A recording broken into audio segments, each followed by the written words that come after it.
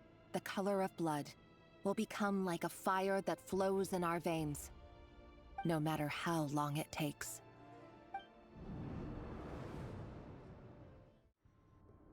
Hurry, everyone, and stick to the plan.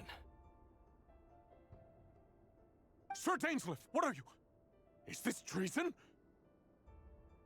You know what happens to those who betray the throne. Please, don't do this! It is the king himself who has betrayed the throne. He has betrayed all of 𝘺𝓵𝓮. If you have any love left for justice in your heart, you should join me. It's showtime. Dane and his group will handle the troops in the palace. Then 𝓕𝓸𝓸𝓷𝓵𝓲𝓷𝓵𝓲𝓰𝓱𝓽 and Rheindater will disarm the security measures. My job is to enter the prison and rescue 𝓕𝓸𝓸𝓸𝓷𝓵𝓲𝓰𝓱𝓽. Stay safe. Wish me luck. Look after my brother. Draw your blade. It is time for justice to prevail. This place is filthy. And the smell is abominable. Clearly, the king doesn't allow his prisoners a single shred of dignity. This is dire. Found you. Hello, Mr. 𝓕𝓸𝓸𝓸𝓸𝓸. Ah, it's you. Surprised? Oh, wait. I guess surprise isn't an emotion that prophets feel very often. I certainly felt some surprise in the moment when I was blinded. Surprise at the king's sheer ignorance. Surprise at just how unfairly this world responds to words of earnest remonstration. I'm curious. What did you prophesize this time? It wasn't a prophecy. It was a word of warning. Someone had to say it. The king has forsaken all reason in pursuit of his obsessions. I simply told him that if he continues on this path, 𝓕𝓭𝓮 will surely fall. But he didn't listen. Worse still, he stabbed you in both eyes and locked you away. Dane asked for my help. The court is in complete chaos now, but I'm sure you predicted that. Everything is transpiring as I foresaw. Yet I am powerless to change it. Fate is an immutable force. I can but lament as the inevitable unfolds. I do wonder whether giving a man the power to see the future does nothing more for him than slowly crush his spirit. Forgive my curtness, 𝓕𝓸𝓸𝓸𝓸𝓸, but the king did not suddenly turn on you today. His suspicions have been brewing for a long time.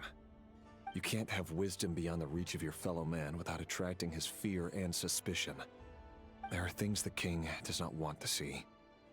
So, he doesn't want you having visions of them either. He blinded you because he thought this would make the visions stop. He wasn't entirely wrong. I did indeed lose my power to see the future. Right up until... Until what?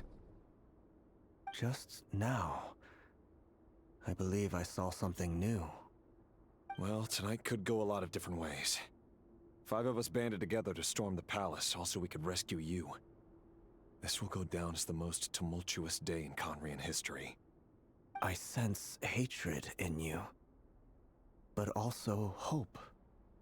A desperate hope that with the tyrant deposed, that will be the end of the story. But this is not the end. It is the beginning of a new chapter, in a whole new story. There are many men of honor and courage in this world, 𝓕𝓸𝓸𝓸𝓸. But you are not one of them. You're not here for justice, are you? You're here for yourself. Is that a dagger? Interesting. Why not the polearm? It was always your weapon of choice. With your abilities, I don't doubt that you were able to recover some of your sight. But I also doubt that you want to make an enemy of me right now. Of course not. We're on the same side, aren't we? We could be. But I need you to be honest with me, 𝓕𝓸𝓸𝓸𝓸𝓸. At this point, you're my only hope for the future. You mean your future? With your beloved, Felindus? Yes. And I know there are bigger things at stake here. A dynasty, a nation, maybe the entire world. But forgive me, I care first and foremost about myself. I can't abandon the one I love to save myself. I just can't do it. But you see a broader picture of the future than I. You see the solutions to the biggest problems of our age. So tell me, what is my solution? What's the answer? In matters of fate, answers are either right or wrong. What will be, and what will not. Maybe you are willing to pay a certain price in the pursuit of happiness, but unfortunately, fate does not negotiate.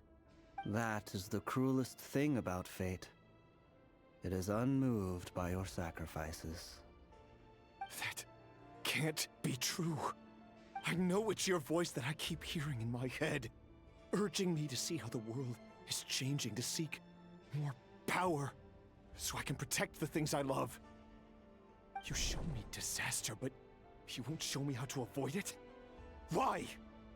Why are you doing all this? My voice. In your head.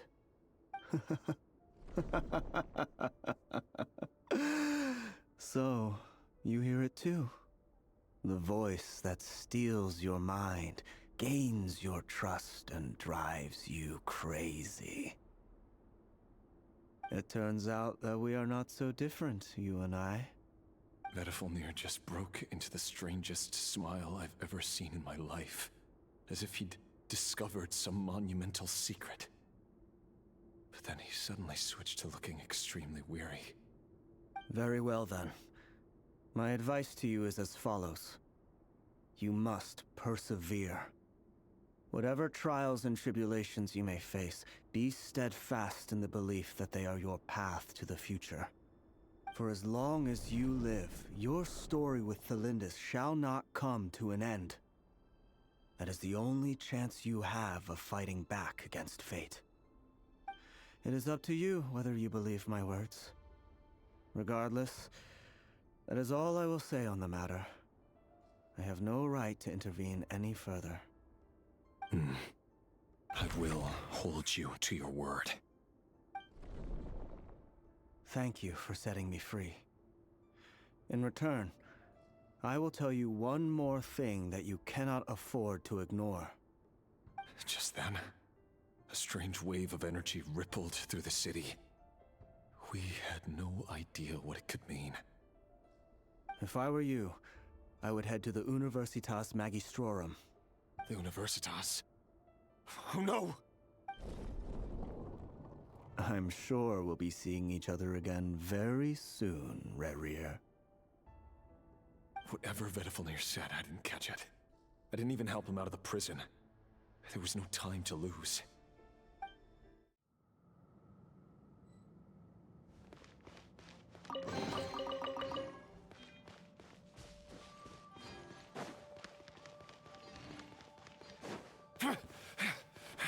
Monsters? Is this 𝓕𝓸𝓸𝓸𝓷𝓵𝓲𝓰𝓱𝓽 or the 𝘕𝓸𝓸𝓸𝓷𝓵𝓲𝓰? Out of my way! Out of my way! Be silent. Close your eyes. Can't hide the truth. No more lies. Let's see what you're made of.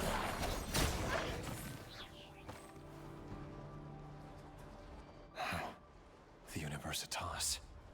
That reminds me of a rumor I once heard. Allegedly, the king installed secret mechanisms in the palace and around the city. No one knows where they are or what kind of power they hold. But if they were ever going to activate, it would probably be on a night like tonight. Help! Help! Hold on! Don't let them anywhere near you! Save me! I can't! Ah! That sounded like an explosion. So, the rumor is true? The king really went through with it. What other means does the king have at his disposal? They must run on power from the Abyss. And given it's a major center of Abyss research, anyone over at the 𝘕𝓸𝓸𝓸𝓷𝓵𝓲𝓰 will be in grave danger. I have to hurry!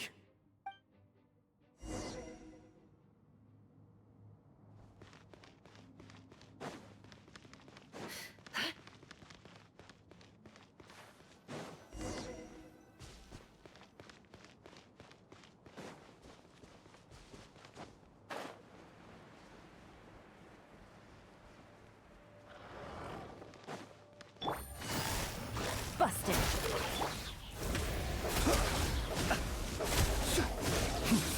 𝘕𝓸𝓸𝓸𝓷𝓵𝓲𝓰𝓱𝓽.